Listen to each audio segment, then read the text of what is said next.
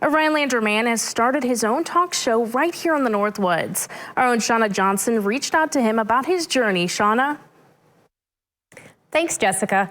During the pandemic, many people were looking for ways to stay connected and also just pass the time during the cold months. Nate Shepard, a local filmmaker, stumbled upon an opportunity to get creative. What if I just started doing a weekly live stream from my basement and just, play around and see what happens with it?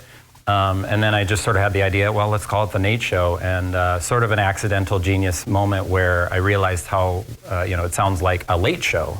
Shepard said what started with ideas expanded from there, and now, tomorrow, he celebrates his 50th episode. Over time, I actually started having guests on where I'd have people come and join me on the live stream. Just local, musicians or artists or people that I thought might be interesting to talk to.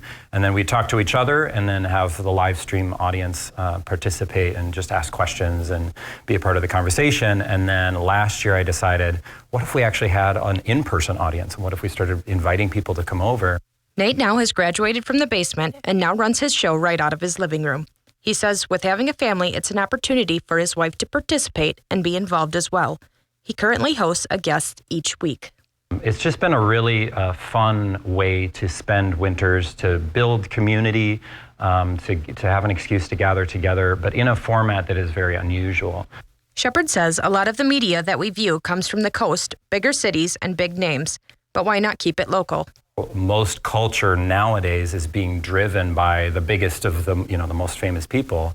And I don't know that that's the best for us, and I don't know that those people are always the best people to emulate.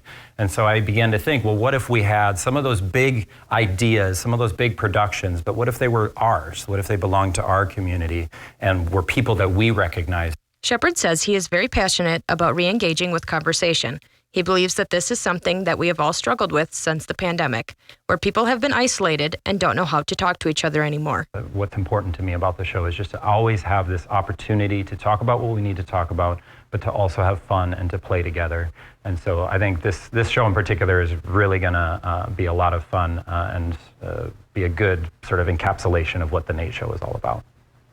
The next airing of The Nate Show is Tuesday, January 23rd. If you're interested in learning more about the show, you can visit thenateshow.info.